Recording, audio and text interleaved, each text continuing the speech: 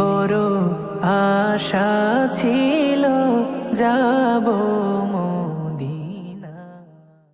মনে বড় আশা ছিল যাব মদিনায়। ইসলামী এই সঙ্গীতের লাইনটি যেন পূর্ণতা পেল দুলাল হোসেনের জীবনে। বিমান ভাড়ার টাকা নেই পরিবারের সচ্ছলতা, তবুও তিনি পায়ে হেঁটে রওনা হয়েছেন মদিনার উদ্দেশ্যে। মহান রবের প্রতি ভালোবাসা থেকে ৭,৫০০ কিলোমিটার পথ পাড়ি দিতে চান এই যুবক। মুসলিম ভাই বোন আত্মীয় স্বজন যে যেখানে আছেন আমার জন্য একটু দোয়া করবেন, আর আমার ভিসার জন্য সরকারের কাছে আমার একটু আবেদন, আপনারা সবাই দোয়া করবেন, সহযোগিতা করবেন আমাকে, আমি যেন সৌদি আরব যেতে পারি এবং হজ করে যাচ্ছেন বাড়িতে ফিরে আসতে পারি। আমি ফুডেলা একটি নাবিল পণ্য। রবের সন্তুষ্টি আদায় ও মনের আশা পূরণের জন্যই এই অসাধ্য সাধনে নেমে পড়েন নাটোরের সিংড়া উপজেলার দুলাল হোসেন। হজের উদ্দেশ্যে বের হওয়ার আগে তিনি কাফনের কাপড়, জায়নামাজ, অল্প কিছু ঔষধ নিয়ে রওনা হয়েছেন।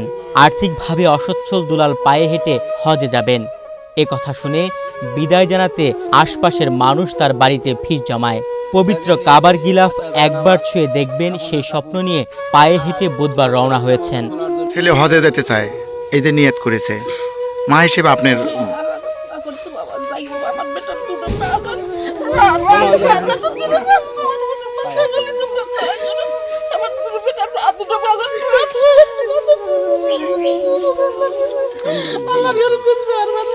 বাবা নিয়তি করছে, আমার কাছে এই কথাই কষ্ট বাবা। হ্যাঁ সব দোয়া করি বাবা, কোন কি আমি দোয়া করে আরো 5 দিন সব দোয়া করা, তা আমি করছি বাবা। ওই জায়গাতে যেসে মন যাওয়ার পরে বেটা আমার ঠানি যাই করলো, দাদু আমি হজে যাব কিভাবে যাব, হজে যাইতেছ বললে আমি যেতেছি পাওয়া হাইটে যাবো, হ্যাঁ জন্য গাড়ি গরিব চলো না, গাড়ি চড়বো, এইভাবে যাবো বললে এতদিন তো কিছু করলে না, করলে আমি না যাবার পারি, আমি গরিব মানুষ, কীভাবে তাহলে আমি প্রকাশ করে আরো দুর্নাম হব, সেই জন্য তো আমি দাদু হাইটে যাবো, তুমি দোয়া করো। নিজের স্বপ্ন পূরণ করতে পায়ে হেঁটে হজে রওনা হয়েছেন দুলাল হোসেন। চেয়েছেন সকলের সহযোগিতা ও দোয়া।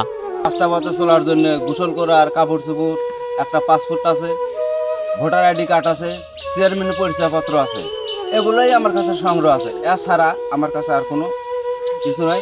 আর আতর, গোলাপ জল, এগুলোই। হয়তো কিছু ওষুধপাতি থাকতে পারে খাওয়ার জন্য, শরীর ব্যথা হওয়ার জন্য, আবার স্যালাইন টেলাইন, এগুলোই। আল্লাহর ঘরে যাওয়ার আকুল ব্যাকুলতা থেকে দুলালের এই সিদ্ধান্ত।